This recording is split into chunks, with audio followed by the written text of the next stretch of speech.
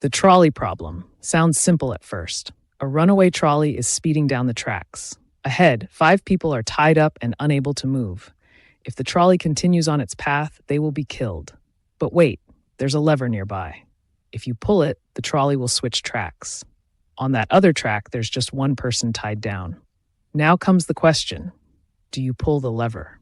If you do, you're actively choosing to sacrifice one life to save 5. If you don't, you're letting 5 people die when you could have intervened. It forces us to ask, is it better to act and cause harm or not act and allow harm to happen? Is one life worth less than 5? The trolley problem isn't just a game of numbers. It exposes the clash between 2 ways of thinking: utilitarianism, maximizing the good for the most people, and deontology, where some actions are just wrong, no matter the outcome. It's uncomfortable, it's confusing, and that's the point. Welcome to the nightmare of moral decision-making in this video. Some people argue that the logical choice in the trolley problem is obvious: pull the lever. After all, 5 lives are more than 1, right? That's the math. That's the logic. And this way of thinking has a name. It's called utilitarianism. It's the belief that the right thing to do is whatever brings the most good to the most people. In this case, saving 5 by sacrificing 1 seems like the right call. But here's the catch. You're not just letting fate play out.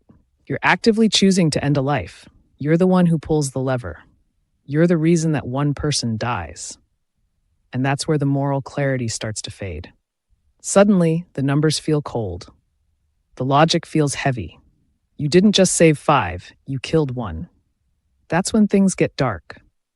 Because this isn't just about numbers anymore. It's about guilt, intent, and the uncomfortable weight of having blood on your hands, even if it was for the greater good. I've asked this question to dozens of people, and the answers are never the same. One friend, a mother, told me, I could never pull the lever. I'd freeze.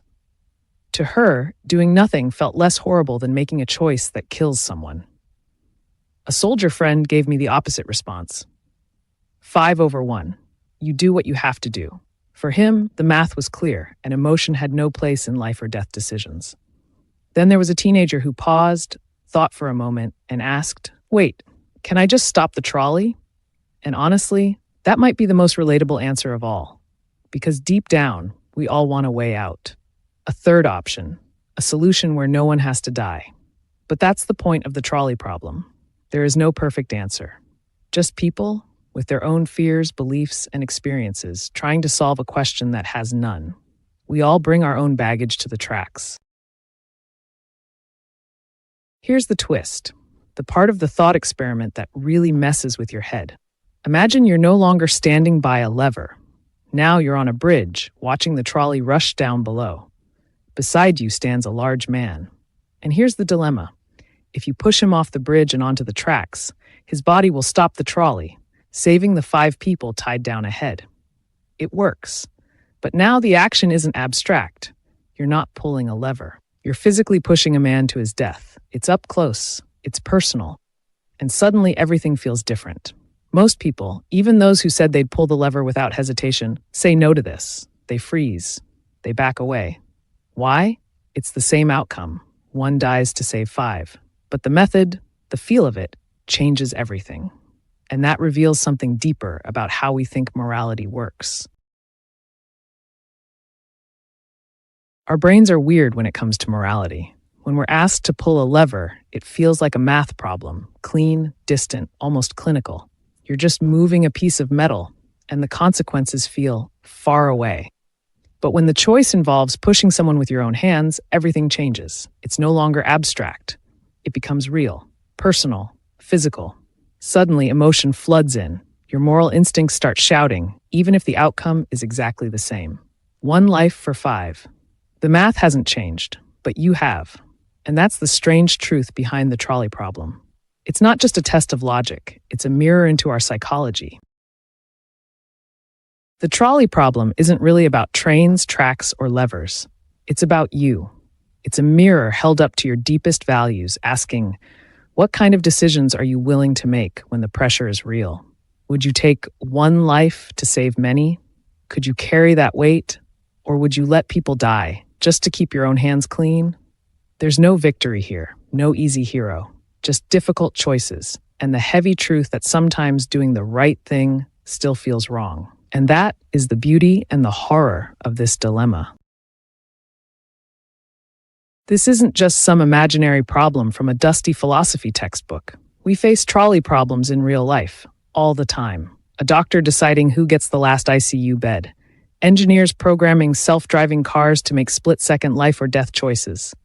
Leaders forced to pick between two awful options, knowing that no matter what they choose, someone loses. These aren't just thought experiments. They're real decisions made by real people in the real world.